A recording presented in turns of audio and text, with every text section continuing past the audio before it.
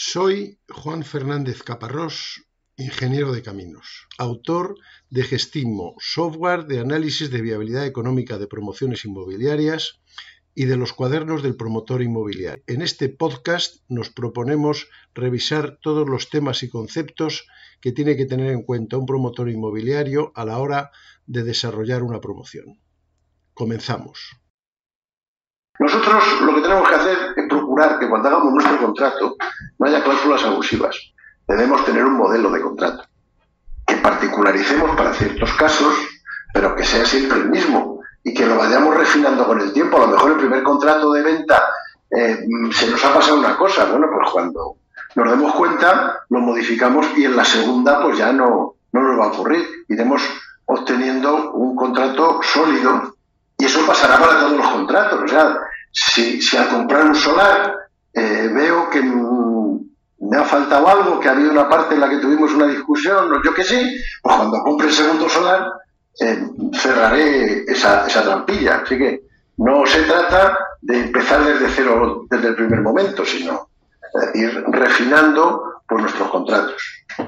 Y si es la primera vez y conocemos a alguien que haya hecho algún contrato que haya funcionado bien, bueno, pues nos inspiraremos en él. No pasa nada, ¿no? Bueno, hay otro decreto más, que es este, el 515.969, que habla de la información que hay que suministrar en la compraventa. Este es otro.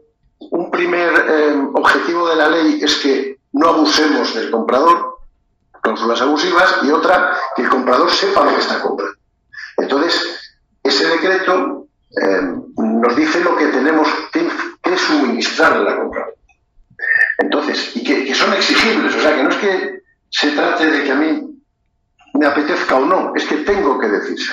Tengo que darle datos de construcción de la vivienda. De ahí que por eso es conveniente hacer la escritura de obra nueva en construcción, porque ya lo único que hay que hacer es me refiero a esa escritura. No tengo que empezar a darle más explicaciones. Mire usted que estamos haciendo una vivienda.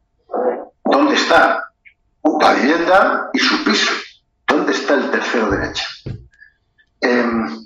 ¿Cómo lo va a comprar y cómo lo va a pagar? En las preventas ya digo que se puede ser un poquito, no queda más remedio porque no tenemos definido absolutamente todo esto, y la preventa expresa un deseo.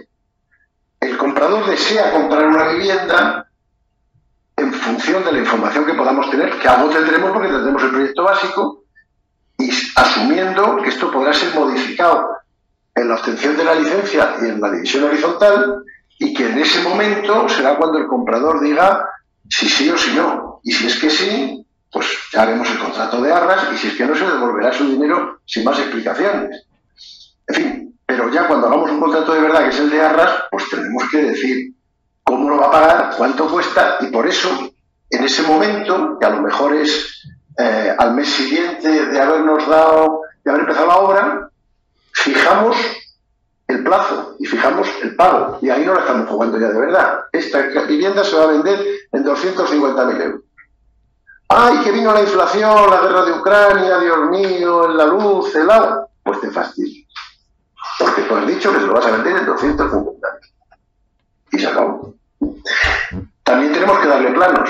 Por eso esos contratos hay que hacerlos, desde mi punto de vista, con la división horizontal hecha. Y también las calidades. Ya hablaremos de la memoria de calidad, pero claro, no tendremos que decir si los suelos están alicatados con bandosín catalán o con elementos de primera calidad de la ciudad de Villarreal. Y esa documentación no solamente se da en el contrato de compraventa, en el de arras, sino cuando hagamos la oferta y la promoción y la publicidad. Desde el momento en el que nosotros empecemos a ofertar esas viviendas, pasará un tiempo hasta que hagamos los contratos. Y en esa oferta, magníficas viviendas desde 157.000 euros, desde 157.000 euros, no por 157.000 euros. Porque entonces dirán, pues yo por 157.000 euros quiero una casa más grande. Bueno, pues desde ese mismo momento en el que se promocione para la venta, esos planos tienen que estar, y son obligatorios, y son exigibles. En el momento en que yo le dé una fotito, un 3D impreso, a comprador lo que está dispuesto es exigir, con lo cual, ojito. Y lo que sea orientativo, como por ejemplo la vivienda, los muebles, pues hay que ponerlo muy claramente. Y habrá que decir en cualquier caso si la vivienda está en construcción o está terminada. Nosotros casi siempre la tendremos en construcción, pero bueno, si han terminado las obras y se han quedado viviendas por vender, pues se pondrá que está terminada. De ahí también la necesidad de hacer la declaración de obra nueva terminada. Hay cosas que dice la ley que están bien dichas, que son obligatorias y que además nos convienen. Entonces yo pues voy a juntarlo un poco todo. Tenemos que tener una descripción de las viviendas una por una, que sea suficiente. La división horizontal nos la da.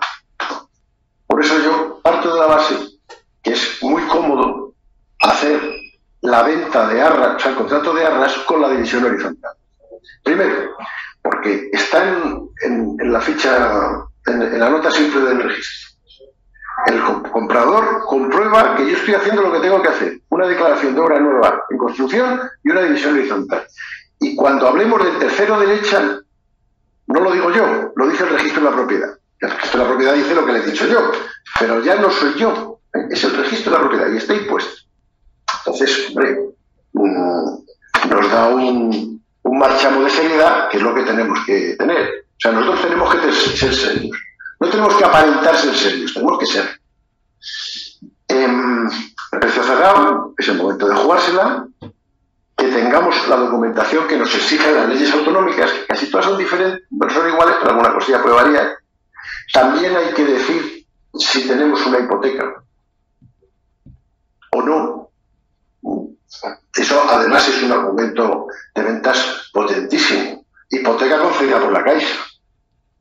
¿Y cómo es la hipoteca? Vaya usted a tal sucursal o vaya usted a tal sitio. Yo ahí no entro. No, se lo va a decir, eso se lo va a decir la Caixa. Yo no. Eso digamos que son requisitos exigibles a la hora de hacer la publicidad, los folletos. Pero ¿cuándo arrancamos? ¿Cuándo nos ponemos a vender? Pues también tiene que haber un entorno socioeconómico favorable. Quiere decir que veamos una predisposición. Me imagino que todas las promociones que estaban en venta cuando se invadió Ucrania, las pararon, las ventas. Vamos, yo las habría parado. Y a lo mejor las retomaron en abril, cuando pareció que la cosa, bueno, había cambiado un poquito el aspecto. Ya los tanques rusos no llegaban a París. Bueno, pues tenemos que tener también nosotros esa sensibilidad como promotores para decir, vamos a empezar ahora, o vamos a esperarnos, o vamos a parar la obra. Esos que empezaron en febrero, por cierto, o las que estaban en marcha, luego han tenido terribles problemas porque se dispararon los costes de construcción y les ha salido un coste más alto, bastante más alto de que estaba previsto cuando empezaron a vender. Bueno, pues a lo mejor tenían vendidas 7 viviendas y les quedaban 15 y a lo mejor pararon las ventas de las 15 hasta ver qué pasaba. Los promotores tenemos que tomar esas decisiones. Cada contrato que firmemos es un compromiso en firme, pero los que no hemos empezado a firmar, pues yo ya lo he comentado otras veces, yo entiendo que debemos de empezar a hacer contratos. Hay que hacer reservas desde que pidamos la licencia. Pero firmar contratos de arras desde que tengamos la licencia concedida y para mí, para mi gusto, desde que salgamos de la cuota cero, o sea, desde que hayamos descubierto si en cimentaciones nos ha parecido algo horrible. Porque si nos ha parecido algo horrible en la cimentación, si yo pensaba que mi coste era 190.000 y iba a vender a 230.000, pero de repente mi coste se pasa a 200.000, pues a lo mejor asumo o pienso que puedo vender a 240. Si he firmado un contrato a 230, pues ya no hay nada que hacer. Hay que tener también ahí un cierto feeling, ¿no? Luego las comunidades autónomas, hay unas que dicen una cosa y otras no la dicen, pero yo en este caso me voy al máximo compromisor. O sea que, para mí, o sea, yo digo lo de cota cero, es una manera de decir, ¿no? Cuando salgo de la cimentación, cuando empiezo a hacer el agujero y de repente resulta que por ahí aparece un arroyo o me aparece un bolo de hormigón o unas tierras muy endebles y tengo que cambiar el sistema de cimentación, eso sí que cuesta dinero. De repente me he encontrado con el marrón. Si no he vendido nada todavía, no puedo hacer números. Si ya tengo la promoción vendida, tened en cuenta que una vez que yo ya firmo los contratos de arras, todo sobrecoste que se genere va contra mis beneficios. Así que, bueno, en fin, eso duele, ¿no? Entonces, porque mis beneficios no son tantos. El 15% de la venta, o el 18, o el 20. Si de repente me meten un palo tremendo porque hemos caído en algo que no contemplábamos, pues igual mis beneficios bajan un 30%. Con lo cual, yo intento, en lo posible, esperar a ver. ¿Sí? No es necesario que salgan los pilares y que se vean desde la calle, pero cuando ya esté yo completamente seguro de que no va a aparecer ningún gato encerrado, pues entonces me pongo a firmar contratos de arras. Bueno, las comunidades autónomas piden cosas. Es obvio que las tenemos que tener, pero no está mal que lo digan. La licencia de edificación. No vamos a firmar un contrato de arras sin la licencia de obras. Bueno, habrá algún lanzado, digo que no. La titularidad. Estas son cosas que nos piden las comunidades autónomas. Y pueden venir a hacer una inspección y decir, ¿está usted vendiendo? Sí. Enséñeme la titularidad del derecho sobre la finca. Bueno, yo en realidad es que estoy vendiendo y estoy también negociando con el propietario porque vamos a llegar a un acuerdo. No. Lío, multa, cierre, lo que sea. También es un poco, forma parte de la lógica, ¿no? ¿Cómo voy a empezar a vender algo que no es mío? De ahí vuelvo otra vez, declaración de obra nueva, división horizontal, inscripciones en el registro de la propiedad, que demuestra que yo tengo ahí algo que ver. Si no, podría estar vendiendo la casa de frente. La obra nueva de construcción, importantísima. Y luego las garantías legales. Ahora lo veremos, pero las cantidades de entrega a la cuenta hay que avalarlas. Bueno, pues enséñeme usted los avales. Luego, hay algunas comunidades autónomas que exigen que el crédito hipotecario esté individualizado. Pudiera darse en otras en las que no lo exigen que el banco te diera una hipoteca global a toda la promoción. Pero eso tampoco es interesante. Es preferible hacerlo por vivienda, porque el señor la hipoteca que se va a dar, aunque hablemos del 80% del precio de venta o del precio de tasación, luego el tasador cuando está haciendo sus tasaciones puede llegar a cosas muy peculiares, que dos viviendas aparentemente iguales, las tasas una más grande más alta que la otra. Vaya usted a saber por qué criterio, y entonces les da hipotecas ligeramente diferentes. Bueno, pues en lugar de decir, ya veremos qué hipoteca te dan, dice, no, el banco BBVA, a usted, esta vivienda está grabada con una hipoteca de 147.915,23. Oiga, un lío menos. ¿Trabajo del banco? Bueno, pues que trabaja. Luego, plazos.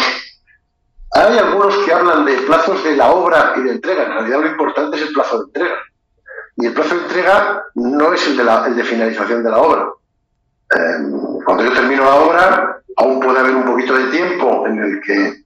O sea, termino la obra porque el arquitecto ha hecho el certificado de fin de obra, que puede haber sido con reparos. Hay que arreglar estas cosas.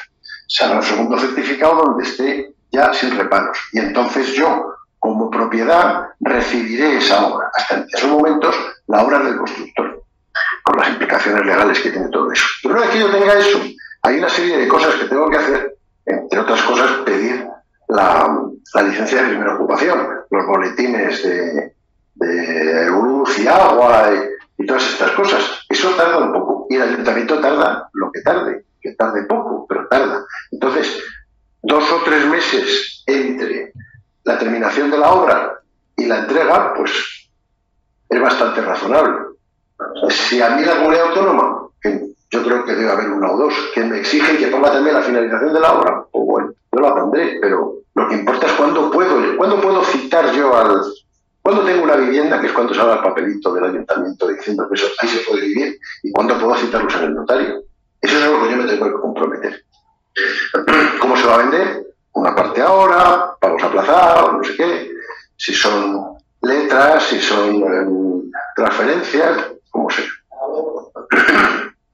Los datos de la vivienda, algunos dicen simplemente la superficie, otros dicen una descripción, y la cuota de participación. Por lo tanto, cuando haga la división horizontal, pues ese cálculo de la cuota de participación, que nos parecía, a alguno le podría parecer que estaba fuera de lo que necesita un promotor, pues lo necesita, porque se lo pide la comunidad autónoma, que se lo va a pedir el registro y el notario. Si tenemos estatutos, pues si los hay. O sea, si los tenemos, exhibirlos. Las cargas que tenga esa vivienda, la hipoteca principalmente, o si es una vivienda que se hace con derecho de superficie, porque el suelo es público y no lo cedo durante 75 años, pues eso es una carga. Eso además estará en el registro. Por eso nos conviene, antes de empezar a vender, tener todo en el registro muy puestecito, porque deja de ser, vamos a decir así, problema nuestro. No tengo que convencer al propietario de que yo de verdad que sí que he puesto la carga. No, es que está puesta en el registro del propietario, está ahí. Lo lee. Derecho de superficie, 75 años. Bueno, ya sabe lo que hay. Obviamente, ¿cómo vamos a pagar? En las condiciones de pago. Nosotros diremos pues que se va a vender la vivienda por 300.000 euros, que hay una hipoteca que si la quieren será del 80%, la cantidad que sea, porque ya estará reflejada, y entonces quedarán pues 62.413. No serán el 20% sino de mi precio de venta menos lo que diga la hipoteca, y entonces yo diré, pues de eso, 30.000 en la firma de las arras y 32.215 en pagos aplazados de tal cantidad. En el momento en el que yo estoy haciendo ese contrato de arras, noviembre del 2022, y yo voy a entregar en julio del 2024, pues ya sé cuántos meses hay. Y si me tienen que dar 33.000 euros, pues divido 33.000 entre los 18 meses que sean y me sale una cantidad. Entonces se pondrán 18 pagos de tanto. El mes que viene hago otra venta, pues serán 17 de cantidad más alta, etcétera. O sea que yo sé, en el momento en el que firmo el contrato de arras, a lo que me estoy comprometiendo, sé cuántos meses quedan y por lo tanto sé cuántos pagos aplazados. No vale decir, pagos aplazados ya veremos, no. 16 pagos de tal cantidad. Y ya está. Bueno, pues esos pagos aplazados, tanto la entrada como los pagos mensuales, que habrá que decir también cómo se hacen. En otros tiempos se firmaban letras, ahora pues no sé, transferencias. Hay que tener en cuenta una cosa también, que nos favorece a nosotros. Antes se utilizaban las letras, porque las letras, a partir de un cierto, o sea, en cuanto tú las tenías, podías ir a negociarlas al banco, te hacían un descuento, pero tenías liquidez. No era otra la razón. Ahora eso, de momento, con los tipos de interés que tenemos, no es económicamente rentable. A lo mejor sí, nos tiramos. Cuando el Euribor llega al 7, a lo mejor sí. De momento no. Y espero que el Euribor no llegue al 7 nunca. Entonces, nos da lo mismo fijar unas letras que el compromiso de transferencias antes del día 5 de cada mes en la cuenta no sé cuántos del comprador. Porque si el comprador no paga, pues entonces yo no resuelvo el contrato y me quedo con todo lo que me ha entregado. Entonces el comprador de la vivienda pagará. Otra cosa es el último pago en el notario, que sí que tiene que estar más respaldado por el banco, pero yo no me importa decir, hágame usted transferencias de 1.500 euros, o lo que sea, todos los meses antes del día 5. Pues si falla, pues ya le mando al notario, le mando un burofax y digo, se ha rescindido el contrato, adiós, buenos días. Tampoco haré eso porque yo quiero vender, pero si un hombre se pone recalcitrante, yo tengo el dinero en la mano. Bueno, pues todas esas cantidades entregadas a cuenta.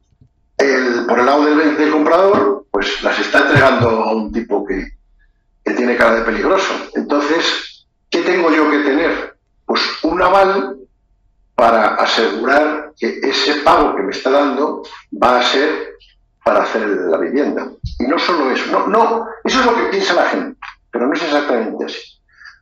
Ese aval, la obligación que tengo yo, que dice la ley y que se respalda por el aval bancario, es que me tiene que garantizar, garantiza al comprador que desde la licencia, la obtención de licencia, esos pagos que haga a partir de la licencia hasta la entrega de la vivienda están avalados de manera que si no se cumple, él puede recuperarlos sin pasar por mí, porque yo a lo mejor lo que he hecho ha sido quebrar la empresa y largarme a las Seychelles. No, están avalados por un banco o por una empresa de reaseguros. Pero, ¿puede el comprador irse en cualquier momento? No. Es si no se cumplen los plazos.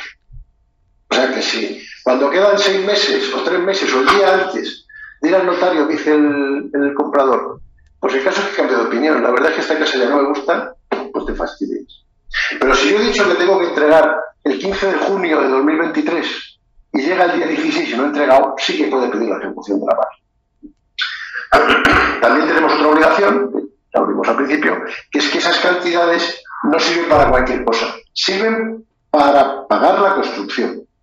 Entonces, y tiene que ir a una cuenta especial. Lo lógico es que yo tenga una cuenta para cada promoción en la que entren las hipotecas, las disposiciones de hipoteca, entren los pagos, perdón, entren los ingresos de las cantidades entregadas a cuenta y se hagan los pagos. Y aquello sea lo más transparente posible. Porque no me lo puedo dedicar a mis jolgorios. Entonces, es muy importante entender y hacer entender al comprador que el aval es para el caso de que no se cumpla el contrato. Y no se cumpla, pues porque no iniciemos la construcción o no se termine en el plazo. O sea, yo puedo tener la vivienda terminada, pero si resulta que tardo mucho en conseguir la licencia de primera ocupación y se pasa el plazo, puede llegar un comprador y decir, pues mucho gusto, ejecuto la obra. Y adiós, buenos días.